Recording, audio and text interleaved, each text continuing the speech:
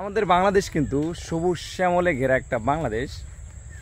এটা কৃষি প্রধান দেশ, এটা মৎস্য প্রধান দেশ, এটা নদী মাতৃক দেশ, এটা মাছে ভাতে বাঙালি। বাংলাদেশ আসলেই অনেক সুন্দর। আপনারা জানেন কিনা আমি জানি না, তবে বাংলাদেশ অসম্ভব সুন্দর যদি সেটা আপনি সঠিকভাবে ঘুরে দেখতে পারেন। অসম্ভব সুন্দর।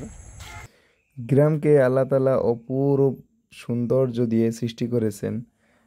তো গ্রামে এই যে দেখুন যে ট্রাক্টর আছে, তো এই ট্রাক্টরে আমিও কিন্তু অনেকবার উঠছি। তো এটা আমি অনেকক্ষণ ধরে দেখছিলাম, যেহেতু এটা দেখার পরে আমার শৈশবের কথাটা মানে বারবার মনে পড়তেছিল। এটা খুবই অপূর্ব সুন্দর একটা মুহূর্ত। এই যে মাদ্রাসার বাচ্চারা কত সুন্দর হেঁটে যাচ্ছে। তো এই সময় আমি যেহেতু এখন শীতকাল, সেহেতু আহ, শীতের মৌসুমে সব ধান কাটা শেষ।